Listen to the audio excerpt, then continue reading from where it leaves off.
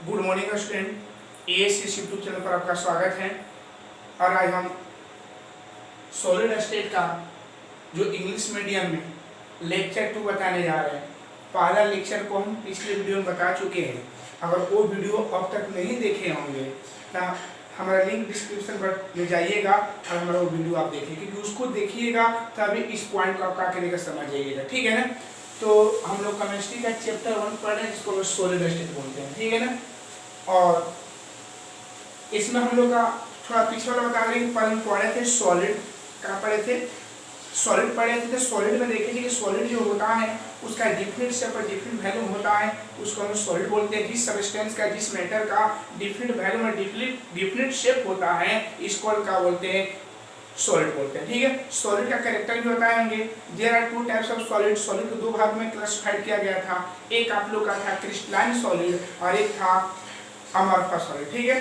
तथा constitute particle element of a regular है ना, जिसमें कंस्टिट्यूट पार्टिकल जो होता है, जिसमें पार्टिकल का जो एलिमेंट होता है वो रेगुलर होता है, तो उसको हम क्या बोलते हैं? क्रिस्टलाइन सॉलिड बोलते हैं। और जिसमें इरेगुलर होता है उसको हम क्या बोलते हैं?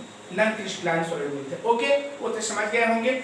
अब उसमें बात ये है कि जो क्रिस्टलाइन सॉलिड जो होता है ये ट्रू सॉलिड होता है। कौन सॉलिड होता है? ट्रू सॉलिड होता है। क्यों? क्योंकि ए इनकम्प्रेसिबल होता है, रिजिड होता है, इसका डिफरेंट ज्योमेट्रिकल शेप होता है। लेकिन जो अमorphous सॉलिड जो होता है वो ट्रू सॉलिड नहीं होता है, बल्कि उसको हम सूडो सॉलिड बोलते हैं, या इसी को हम बोलते हैं सुपर कूल्ड लिक्विड के हम नाम से क्या करते हैं जानते हैं।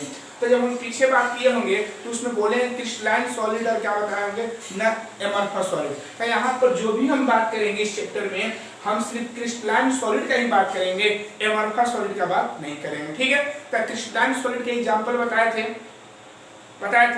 Diamond, graphite, NaCl, KCl, CaCl and extra. और उसके बाद अमorphous सॉलिड के एग्जांपल बताए थे प्लास्टिक, ग्लास। ठीक है, प्लास्टिक, ग्लास, etc। ओके। अब हम पढ़ने जा रहे हैं कि टाइप्स ऑफ क्रिस्टलाइन सॉलिड। ठीक है। तो there are 4 types of crystalline solid. Crystalline solid कितने प्रकार के होता है बाबू? 4 प्रकार के होता है। 4 टाइप होता है। ठीक है। पहला होता है आयनिक क्रिस्टल, दूसरा होता है कोवैलेंट क्रिस्टल, तीसरा होता है मोलेकुलर क्रिस्टल और चौथा होता है मेटालिक क्रिस्टल। क्लियर है? The solid substance in which the ions are linked together by a strong electrostatic force और coulombic force is called क्या बोलते हैं? आयनिक क्रिस्टल। आप लोग यही नाम से पढ़िएगा कि आयनिक क्रिस्टल होता है। आप पहले देखिए कोई भी सॉलिड होता है ना, तो सॉलिड का जो कंस्टिट्यूट पार्टिकल्स होता है वो एक दूसरे से स्ट्रांगली बंधा हुआ होता है। ठीक है।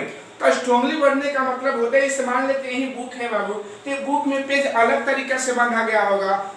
जैसे मार्कर है तो मार्कर में ये सॉलिड है, लेकिन इसमें जो कंस्टिट्यूट पार्टिकल है डिफरेंट टाइप को बांधा गया होगा, उसके बीच का स्ट्रॉन्गर फोर्स अलग अलग होगा। कुछ कमजोर, कुछ सॉलिड कमजोर होगा, कुछ हेवी होगा, कुछ उससे भी ज्यादा हेवी होगा, है ना। तो हम लोग जानते हैं कि सॉलिड में कंस्टिट्यूट पार्टिकल एक दूसरे से क्या होता है? टुगेदर मतलब जुड़ा हुआ, लिंक किया हुआ रहता है। लेकिन लिंक करने का तरीका बहुत टाइप्स का है जो हम वहां बताने जा रहे हैं। ठीक है। तो यहाँ जो हम बात करने जा रहे हैं बाबू कि क्रिस्टलाइन सॉलिड में पहला है आयनिक क्रिस्टल। कौन क्रिस्टल? तो बोले द सॉलिड सब्सटेंस मतलब ठोस वह पदार्थ होता है इन विच द आयंस, जिसका आयंस आर लिंक मतलब जुड़ा रहता है together by the strong electrostatic force, और जिसमें आयंस जो होता है एक दूसरे से स्ट्रॉन्ग इलेक्ट्रोस्टैटिक फोर्स से जुड़ा हुआ रहता है, तो उस क्रिस्टल को हम लोग क्या बोलते हैं? आयनिक क्रिस्टल के नाम से हम लोग क्या करते हैं जानते हैं। कहीं कहीं बुक में इसको आयनिक सॉलिड भी बोला है, तो इससे घबराइएगा मत। ओके, चलिए इसके एग्जांपल है NaCl, KCl, CaCl। आप ही बताइए बाबू, जब NaCl क्रिस्टल को जब हम तोड़ेंगे तो यहाँ पर plus minus plus minus plus minus plus minus ये सब जो ऐसे ही हम लोग का आयनिक क्रिस्टल बनता है। और इसमें आयंस 2 प्रकार के होता है, एक पॉजिटिव आयन और एक नेगेटिव आयंस होता है। और याद रखिएगा जो आयनिक क्रिस्टल में जो होता है नंबर ऑफ पॉजिटिव आयंस और नेगेटिव आयन दोनों का होता है सेम होता है। तो इन दिस सॉलिड्स या in this crystal equal number of positive and negative ions और इसमें जो होता है पॉजिटिव और नेगेटिव आयन दोनों का आता है इक्वल होता है, तो उसको हम लोग क्या बोलते हैं? आयनिक क्रिस्टल के नाम से हम लोग क्या करते हैं जानते हैं। और ये आयनिक क्रिस्टल के एग्जांपल है। ठीक है। इसको पहचानने का एक तरीका बता रहे हैं कि आयनिक क्रिस्टल को कैसे पहचानेंगे। याद रखिएगा कि जिसमें मेटल रहेगा, धातु रहेगा, उसको हम समझेंगे कि कौन क्रिस्टल है, आयनिक क्रिस्टल है। कौन क्रिस्टल है बाबू, आयनिक क्रिस्टल। ठीक है, एक एग्जांपल और दे सकते हैं Na2SO4 है ना, इसमें सोडियम का है, मेटल है, तो हम समझेंगे कि इसके साथ इधर कुछ भी उससे कोई मतलब नहीं है, अगर जिसमें मेटल आ जाएगा तो हम समझेंगे कि वो आयनिक क्रिस्टल का एग्जांपल है। ओके बाबू, एक कौन क्रिस्टल का एग्जांपल है, आयनिक क्रिस्टल का। ठीक है, चलिए तो समझ गए होंगे आयनिक क्रिस्टल किसे कहते हैं। तो the solid substance in which the ions link together by a stronger electrostatic force or coulombic force is called क्या बोलते हैं, आयनिक crystal. in this solids equal number of positive and negative ion, और इस solid में जितना negative ions होता है उतने हमारा पॉजिटिव आयन होता है। ठीक है, इसके एग्जांपल ध्यान रखिएगा। ठीक है, ये जास्ती इतना इंपॉर्टेंट नहीं, लेकिन इसका टाइप पूछ देता है। ठीक है ना, इसीलिए हम यहाँ पर बता रहे हैं। ठीक है, सबका डिफिनेशन है, इसका जब डिफरेंस लिखाएंगे तो वहां पर मेन पॉइंट को समझाएंगे। ओके, चलिए दूसरा है कि कोवैलेंट क्रिस्टल। कौन क्रिस्टल, कोवैलेंट। तो those in which atoms are linked together by the network of a covalent bond, यानी जिसमें जो एटम्स होता है वो network of a covalent bond, मतलब कोवैलेंट बॉन्ड से जुड़ा हुआ रहेगा, तो उसको हम लोग क्या बोलते हैं, कोवैलेंट क्रिस्टल के नाम से हम लोग क्या करते जानते हैं। और एक याद रखिएगा बाबू, एक ध्यान रखिएगा यहाँ पर, इसमें इट इज ऑल्सो कॉल्ड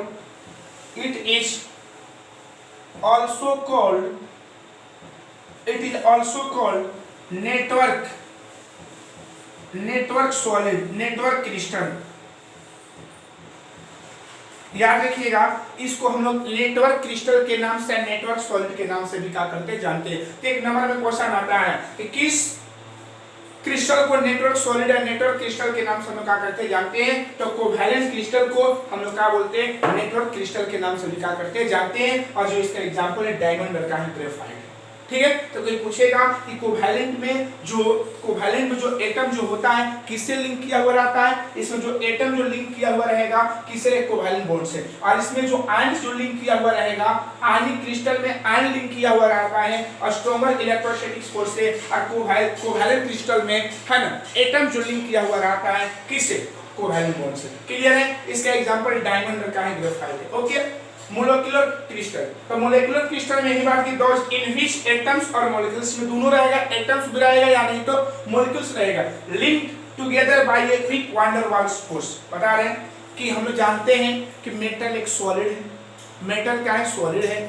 और वैसा हम लोग मेटालिक सॉलिड में बात करेंगे कि जिनके बीच का जो होता है वान डेर वाल्स फोर्स। वान डेर वाल्स फोर्स का मतलब देखिए समझिएगा, वान डेर वाल्स फोर्स का जो पहचान होता है वो क्या है समझिएगा, कि जिस दो एटम के बीच में अगर डॉट ऐसे दिया हुआ रहेगा, ऐसे तो हम समझेंगे वो क्या है, वान डेर वाल्स फोर्स है। ठीक है, तो इसके बीच का जो फोर्स होता है कमजोर होता है, वान डेर वाल्स फोर्स से जो डॉटेड लाइन से जुड़ा हुआ रहेगा, तो हम समझेंगे कि वो क्या है, मेटालिक क्रिस्टल है। और इसका एग्जांपल क्या है, solid CO2, I2, ice, H2O, etc। ठीक है, ये मोलेकुलर सॉलिड है, सॉरी ये मोलेकुलर सॉलिड बताए थे कि दोज इन व्हिच एटम्स और molecules are linked together by a weak van der Waals force is called क्या बोलते हैं, मोलेकुलर सॉलिड। ठीक है, और मेटालिक सॉलिड में इसमें जो भी ये मोलेकुलर सॉलिड है, ध्यान रखिएगा एक मिनट। ठीक है, और एक मेटालिक में मेटल जुड़ा हुआ रहेगा, तो मेटालिक में जो मेटल जो होगा मेटालिक बॉन्ड से जुड़ा हुआ रहेगा, तो उसको हम लोग क्या बोलते हैं, मेटालिक क्रिस्टल के नाम से हम लोग क्या करते हैं जानते हैं। तो हम लोग क्रिस्टल कितने प्रकार के पढ़े हैं बाबू, क्रिस्टलाइन सॉलिड 4 प्रकार के होता है। पहला आता है आयनिक क्रिस्टल, दूसरा होता है कोवैलेंट क्रिस्टल, इसको नेटवर्क सॉलिड के नाम से हम लोग क्या करते हैं जानते हैं, मोलेकुलर क्रिस्टल और मेटालिक क्रिस्टल। ठीक है, तो आयनिक क्रिस्टल में कौन सा फोर्स होता है, आयंस जो जुड़ा हुआ रहता है ना, इलेक्ट्रोस्टैटिक फोर्स से। कोवैलेंट क्रिस्टल में कोवैलेंट बॉन्ड से, मोलेकुलर फोर्स, मोलेकुलर क्रिस्टल जो होते हैं इसमें जो एटम्स और मॉलिक्यूल जो होता है वान डेर वाल्स फोर्स से होता है। और मेटालिक क्रिस्टल में जो होता है मेटल जो होता है मेटालिक बॉन्ड से जुड़ा हुआ रहता है। ठीक है, तो ये क्या है, क्रिस्टलाइन सॉलिड के क्या है, टाइप है। तो there are 4 types of crystalline solid. यानी क्रिस्टलाइन सॉलिड कितने प्रकार के होता है, 4 प्रकार के होता है। ठीक है, याद रखिएगा। ठीक है, अब लिखिएगा difference between, heading difference between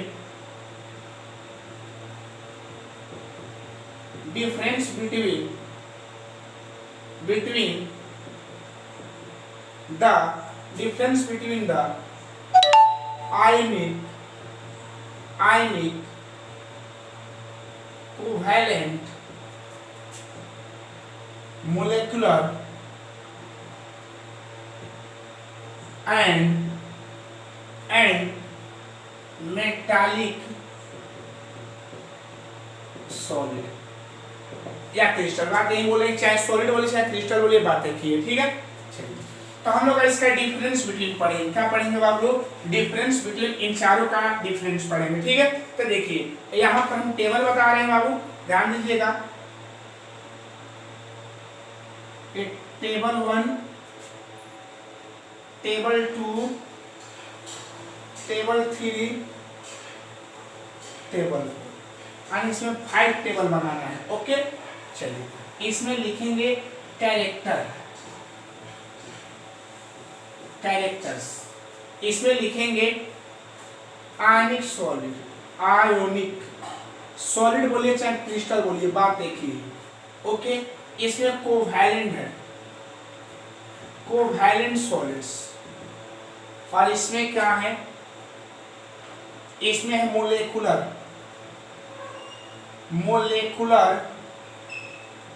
solids, और एक है मेटालिक सॉलिड्स, ओके। चलिए, ये हो गया। इसमें हम लोग देख रहे हैं कि difference between the ionic, covalent, molecular and metallic solid में हम डिफरेंस पढ़ रहे हैं, ठीक है। और 5 गो टेबल बना है, पहला में उसका कैरेक्टर बताएंगे, दूसरा में उसका सॉलिड्स, आयनिक solid, covalent solids, molecular solids और metallic solids.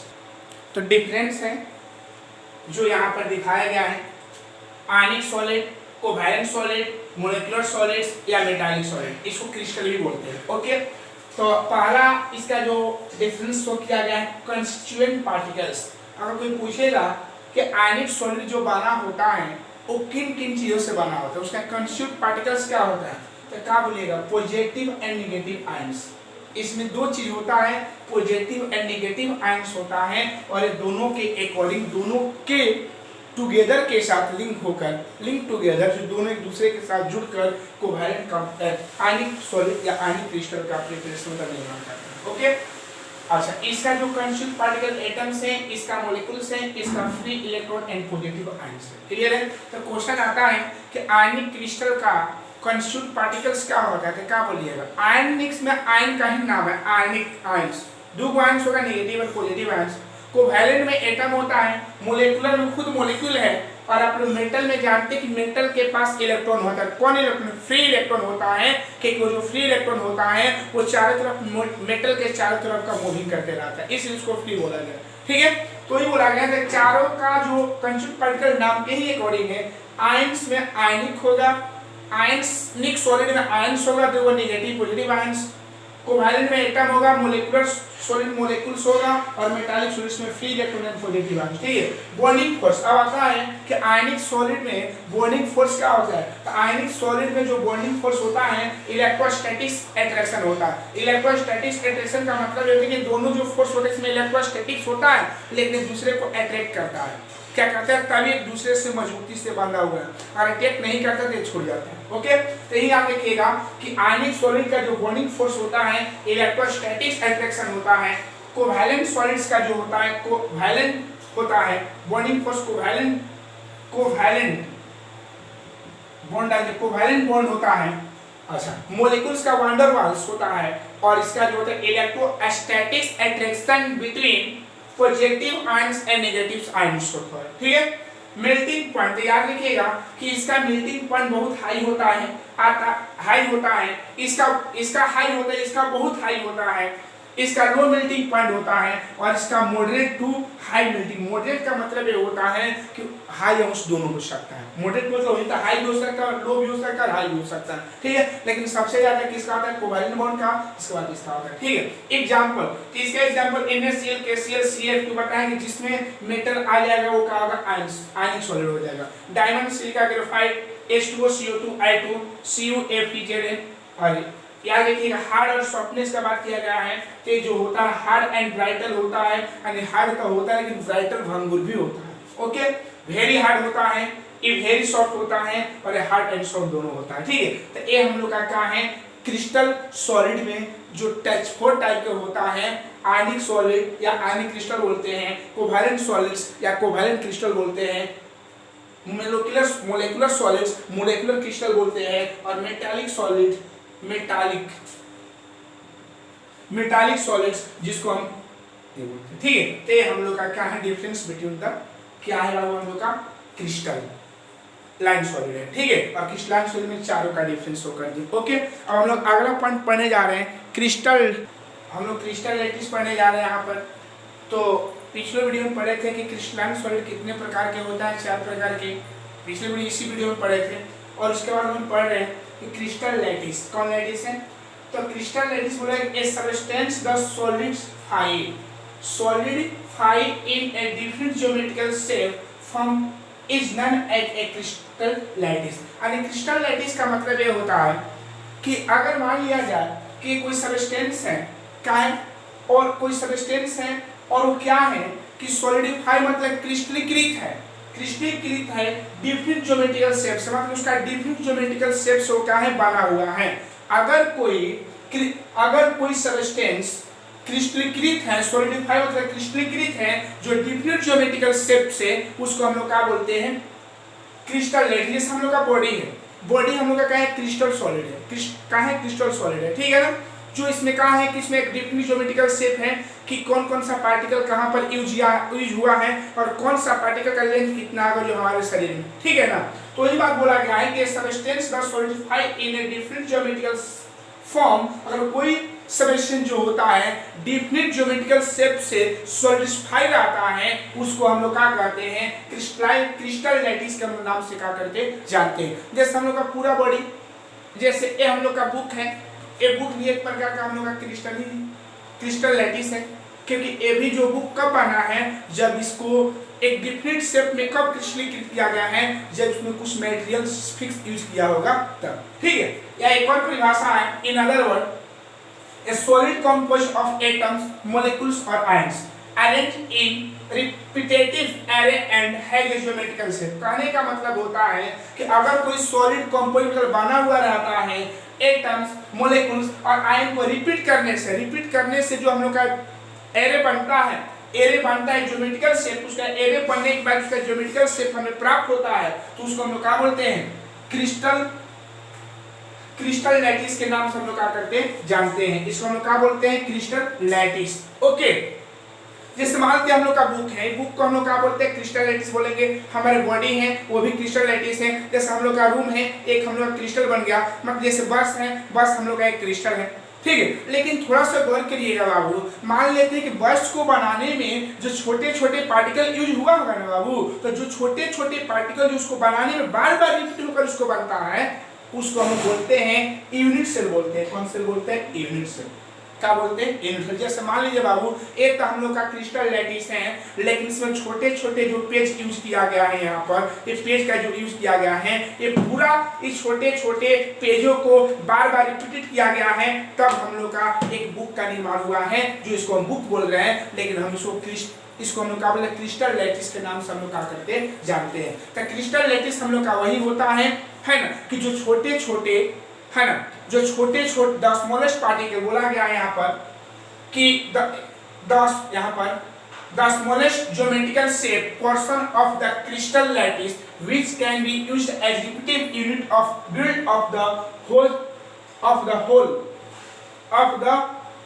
Crystal is called क्या बोलते हैं यूनिट सेल। यूनिट सेल का परिभाषा ये होता है कि वह छोटी से छोटी वह इकाई जिनको बार बार रिपीट करने से एक हम लोग का होल मतलब संपूर्ण क्रिस्टल का निर्माण होता है, उसको हम लोग क्या बोलते हैं यूनिट सेल के नाम से क्या करते हैं जानते हैं। मान लेते हैं बहुत सारे छोटे छोटे पार्टिकल हमारे शरीर में लगा होगा, और लगने के बाद एक हमारे शरीर का निर्माण किया है, जिसको हम पूरा बॉडी बोल रहे ना बाबू। ठीक उसी प्रकार कि वह छोटी से छोटी इकाई, यूनिट सेल समझ लीजिएगा, कि वह छोटी से छोटी इकाई जिसको बार बार रिपीट करने पर एक संपूर्ण क्रिस्टल का निर्माण होता है, उसी क्रिस्टल को जो छोटे छोटे इकाई मिलकर जो क्रिस्टल का निर्माण करता है, उसी को हम क्या बोलते हैं यूनिट सेल के नाम से क्या करते हैं जानते हैं। तो पहला डेफिनेशन है क्रिस्टल लैटिस और दूसरा है यूनिट सेल। समझ लीजिएगा फिर से बाबू, इसे देखिएगा।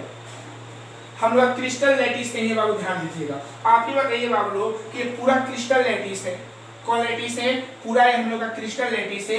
इसमें छोटे छोटे जो पार्टिकल हम लोग का जो स्मॉल, इस ऐसा बहुत सारे इसमें पार्टिकल होगा जो इसको बनाने में हेल्प किया है, तो उसको हम लोग क्या बोलते हैं? यूनिट सेल बोलते हैं, है ना। ये हमारा क्या कहलाएगा? यूनिट सेल होगा, और ये हमारा पूरा का क्रिस्टल होगा। क्योंकि क्रिस्टल जो ज्योमेट्रिकल शेप है, ये भी ज्योमेट्रिकल शेप है, लेकिन ये जो बार बार रिपीट करने से जो हम लोग एक होल क्रिस्टल बनता है, उसको हम लोग यूनिट सेल के नाम से क्या करके जानते हैं। आप तो समझ गए होंगे कि यूनिट सेल किसे कहते हैं और क्रिस्टल लैटिस किसे कहते हैं, ठीक है।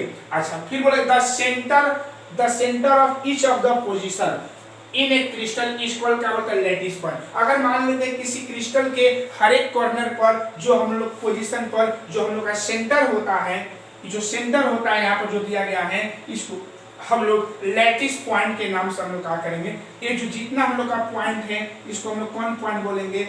Lattice point.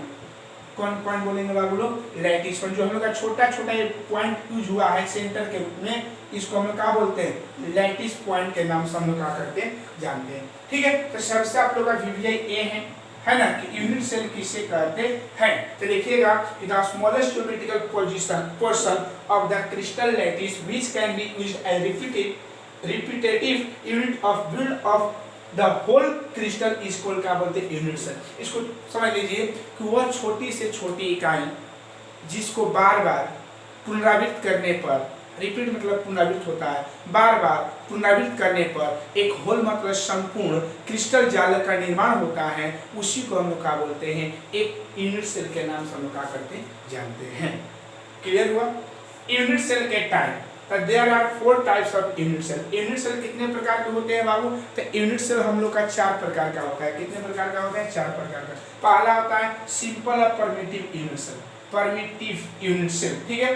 तो the constituent particles are present at the only corners is called simple unit cell, it is denoted by SCC. याद रखिएगा कि द कंस्यूड पार्टिकल्स, अगर मान लेते हैं कि हमारा जो कंस्यूड पार्टिकल्स जो होगा are present at the corners only is called simple unit cell। अगर मान लेते हैं कि हम लोग का जो कंस्यूड पार्टिकल जो होगा हमेशा वो क्या होगा? वो क्रिस्टल के कॉर्नर पर रहेगा, कॉर्नर पर रहेगा, कॉर्नर मतलब कोना, देखिए कॉर्नर पर रहेगा, उसको हम लोग क्या बोलते हैं? क्रिस्टल लैटिस के नाम, सिंपल यूनिट सेल के नाम से हम लोग क्या करते हैं? जानते हैं। तो देखिए बाबू, ऐसे ही हम लोग का ऐसा ही हम फिगर उतारे, हम लोग देखिए क्रिस्टल लैटिस क्यूब के रूप में होता है, जस्ट हम लोग क्यूब का ही बात करेंगे, ठीक है। तो देखिएगा, तो इसमें याद रखिएगा total number of lattice point is 8। इसमें total number of lattice point कितना हो जाएगा? 8 होगा, क्योंकि इसमें कब सेंटर है? 8 हो गए हैं, इसलिए हम लोग का लैटिस पॉइंट कितना हो जाएगा? 8। तो आप लोग समझ गए होंगे कि सिंपल यूनिट सेल किसे कहते हैं। तो बोला गया है the constituent particles are present at the corners only is called simple unit cell, it is denoted by SCC. इसको हम लोग एसीसी के नाम से हम लोग क्या करते हैं? जानते हैं। तो अगर जिस कॉर्नर पर जो कंस्यूड पार्टिकल जो होगा हमेशा कॉर्नर पर प्रेजेंट रहता है, उसको हम लोग क्या बोलते हैं? सिंपल यूनिट सेल के नाम से हम लोग क्या करते हैं? जानते हैं। उसको एसीसी के नाम से भी हम लोग क्या करेंगे? जानेंगे। और याद रखिएगा कि एसीसी यूनिट सेल में लैटिस पॉइंट कितना होता है? तो लैटिस पॉइंट कितना होता है? 8 होता है। लैटिस पॉइंट कहते हैं किसको है? तो the centre of each of the position in A crystal. अगर मान लेते हैं किसी क्रिस्टल के प्रत्येक पोजीशन पर जो हम लोग का सेंटर के रूप में होता है जो पॉइंट, उसी को हम लोग क्या बोलते हैं? क्रिस्टल लैटिस के नाम से हम क्या करते हैं? The total number of lattice point, याद डालिएगा बाबू, lattice point is 8। The total number of lattice point is 8। Okay, चलिए अब हम पढ़ने जा रहे हैं। यहाँ पर अगला है, पहला था हम लोग का सिंपल और परमिटिव यूनिट सेल, दूसरा face centred unit cell. Face centred unit cell, तो फेस सेंट्रेड यूनिट सेल में देख लिया जाए कि the constituent particles present at the corner as well as at the center of the each face is called क्या बोलते हैं? centered face centered unit cell, it is denoted by FCC। इसको हम लोग किससे डिनोट करते हैं बाबू? FCC से। ठीक है, थोड़ा इसको हम समझा दे रहे हैं अच्छा तरीका से। ओके, जैसे देखिए हम समझा रहे हैं, ये मेरे पास एक क्यूब है। याद रखिए, बता रहे कि किसी भी क्यूब या क्यूबॉइड में, क्यूब मतलब होता है घन, क्यूबॉइड मतलब होता है घना। हम कुछ समय के लिए समझ लें कि हमारा क्यूब है, क्या है, रियल में है, लेकिन समझाने के लिए, एग्जांपल बताने के लिए हम इसको बता रहे हैं। ठीक है, तो मान लेते हैं कि हमारे पास क्यूब है। इसको पहले समझ लीजिएगा, इसमें कॉर्नर कितने हैं? कॉर्नर मतलब कोना होता है। कॉर्नर मीन्स का आता है कोना।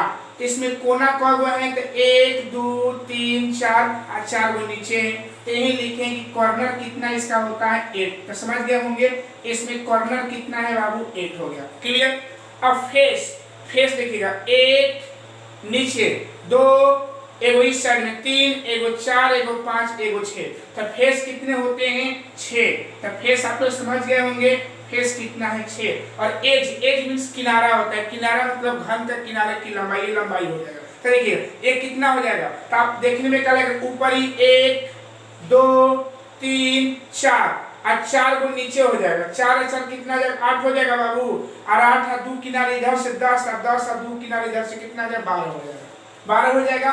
तो पहले एक क्लियर करिए कि अगर हमारे पास क्यूब या क्यूबॉइड रहता है तो उसमें हम लोग जास्ती जो यूनिट सेल का जो बात करेंगे, हम क्यूब या क्यूबॉइड कहीं पर, लेकिन जास्ती क्यूब का यूज करेंगे। ठीक है, इसलिए हम बता दे रहे हैं कि क्यूब में कितने फेस होते हैं? 6। कॉर्नर कितने होते हैं? 8। एज कितने होते हैं? 12।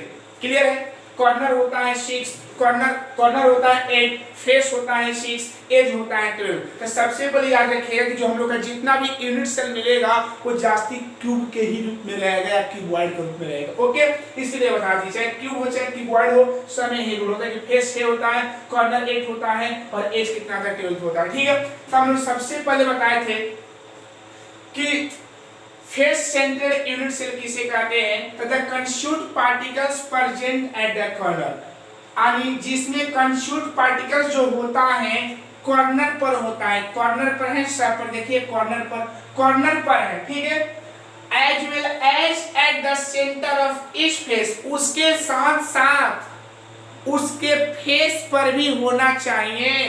तो आपको बताए ना बाबू, फेस कितने होते हैं? 6 होता है ना बाबू। तो आप ही बताइएगा बाबू, जब फेस 6 का बात करेंगे तो ध्यान रखिए, एक फेस हमारा ये हो जाएगा। देखिए एक फेस हमारा ये वाला हो जाएगा, एक फेस हमारा ये हो जाएगा ना बाबू। दूसरा फेस यहाँ से यहाँ तक हो जाएगा, देख लीजिएगा। दूसरा फेस से हो जाएगा ना हमारा। तीसरा फेस कौन हो जाएगा? ध्यान दीजिएगा, तीसरा फेस हमारा ये हो जाएगा। चौथा फेस हमारा ये बन जाएगा, और पांचवा एक ये बनेगा और छठवा एक उसके पीछे बैक साइड में। ठीक है, तो हम लोग का फेस कितने होते हैं? 6 होते हैं। तो फेस समझ गए कितने होते हैं? देखिए यहाँ पर फेस आप जान गए होंगे, क्लियर है, लेकिन यहाँ पर सब बोर्ड के चलते नहीं पता चल रहा है इसलिए। ठीक है, तो याद रखिएगा कि the constituent particle present at the corner, यानी जिसमें कंस्यूट पार्टिकल कॉर्नर के साथ साथ centre of each of the face, उसके फेस पर आता है, is called face centred unit cell. इसको हम फेस सेंटर्ड यूनिट सेल के नाम से हम लोग क्या करेंगे? जानेंगे। और it is denoted bye FCC, इसको हम एफसीसी के नाम से हम लोग क्या करेंगे? जानेंगे। Okay, total number of lattice point बताएं कि लैटिस पॉइंट किसको बोलते हैं? तो जितना क्रिस्टल लैटिस में जितना हम लोग का सेंटर शो किया हुआ रहेगा वही हमारे क्या कहलाता है बाबू? Lattice point. तो 8 गो तक कॉर्नर पर हो गया ना बाबू, और 6 गो फेस पर। 8 से कितना बन जाएगा? 14 हो जाएगा। क्लियर हो गया? दूसरा है बॉडी सेंटर्ड यूनिट सेल। तो the constituent particles are present at the corner as well as at the corner of unit as well as at the center of unit cell। इसको क्या बोलते हैं? Body centred unit cell. इसमें क्या होता है बाबू कि इसमें होता है कॉर्नर के साथ साथ उस यूनिट सेल के, उस सेल के सेंटर में भी अगर एक कंस्यूट पार्टिकल रहेगा तो हम उसको क्या बोलते हैं? बीसीसी बोलते हैं या बॉडी सेंटर्ड यूनिट सेल बोलते हैं। 8 + 1 = कितना बन जाएगा? 9। ठीक है, इन सेंट्रल यूनिट सेल किसको बोलते हैं? The consumed particles are present at the corner and at the center of two opposite face is called in-centered unit cell. It is denoted by ECC. क्या बोलते हैं हम लोग बाबू? ECC. इसका समझिएगा कि इसमें जो कंस्टिट्यूट पार्टिकल इसमें भी कॉर्नर के साथ साथ उस सेल के दो अपोजिट फेसेस पर रहेगा तो हम उसको क्या बोलते हैं? इन सेंटर्ड यूनिट सेल. जैसे इसको क्लियर समझिएगा, ध्यान दीजिएगा. देखिए बाबू, मान लेते हैं कि हमारे पास एक क्यूब है तो हम उसको एक हाथ से पकड़ना है तो उसको एक हाथ से हम कितने तरीके से पकड़ सकते हैं समझिएगा. एक तरीका हमारा ये हो सकता है, देखिए एक तरीका हमारा ये होगा, दूसरा तरीका ऐसे हो जाएगा, दूसरा तरीका हमारा ऐसे होगा पकड़ने का तरीका, और तीसरा तरीका कैसे होगा, है ना, तीसरा तरीका हमारा हो जाएगा, एक मिनट फिर से ध्यान दीजिएगा, पहला तरीका हमारा ऐसे हो जाएगा, ठीक है, दूसरा तरीका हमारा ऐसे हो जाएगा और तीसरा तरीका हमारा ऐसे हो जाएगा. ध्यान रखिएगा, क्लियर है. तो हम लोग याद रखिएगा कि अगर क्यूब को अगर हमको एक हाथ से पकड़ना है तो उसको हम कितने तरीके से पकड़ सकते हैं? तो हम 3 तरीके से पकड़ सकते हैं. फिर से देखिएगा, एक तरीका हमारा ऐसे रहेगा, ध्यान दीजिए बोर्ड पर जो समझा रहे हैं, एक तरीका ऐसे रहेगा, दूसरा तरीका हम ऐसे पकड़ सकते हैं, देखिए, अब तीसरा तरीका हम ऐसे पकड़ सकते हैं, देख लीजिए बाबू. तो हम एक क्यूब को हम कितने एक हाथ से कितने तरीके से पकड़ सकते हैं? तो 3 तरीका से. तो इसीलिए हम यहाँ पर 3 को डायग्राम बनाए हैं. क्लियर है.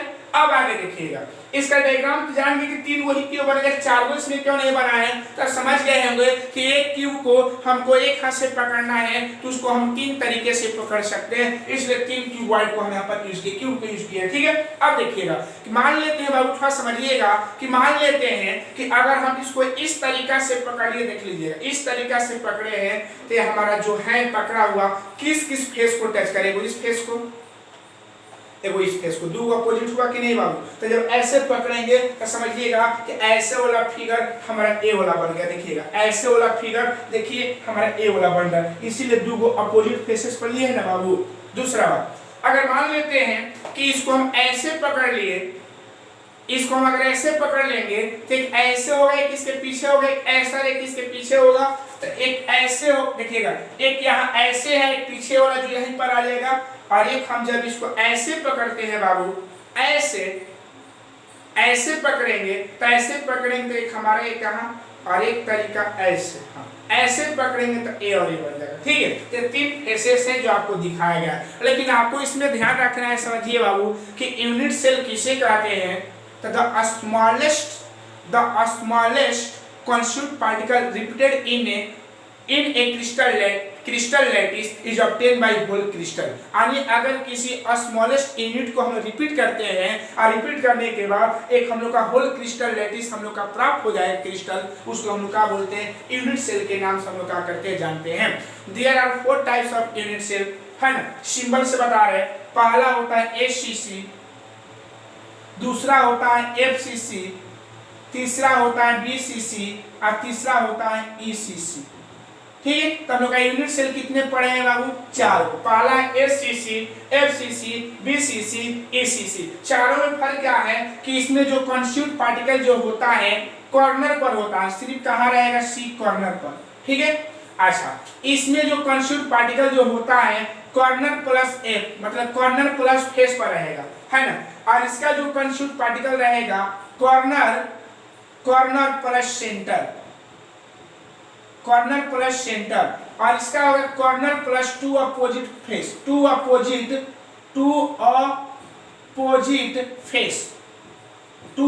फेसेस. तो आप लोग समझ गए होंगे कि the constitute particle present at the only corners इसको क्या बोलते हैं? एसीसी. जिसमें जो कंस्टिट्यूट पार्टिकल जो होता है वो हमेशा कॉर्नर पर ही रहेगा तो उसको हम एसीसी बोलते हैं. The constitute particle present at the corner as well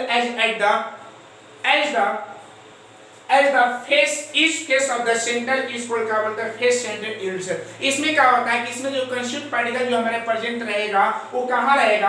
corner के साथ साथ फेस पर आता है. बॉडी में बीसीसी में क्या होता है? कॉर्नर के साथ सेंटर में रहेगा और ईसीसी में कॉर्नर के साथ 2 अपोजिट में रहेगा. ठीक है. तो इसका टोटल नंबर ऑफ कितना हो जाएगा बाबू? Total number of lattice point कितना हो जाएगा और इसका total number of lattice point कितना हो जाएगा? 10 हो जाएगा. ठीक है. सबका लिख लीजिएगा. ध्यान लिख रहे हैं.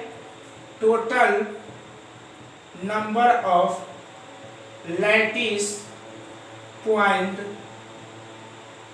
इज 8 + 2 = 10।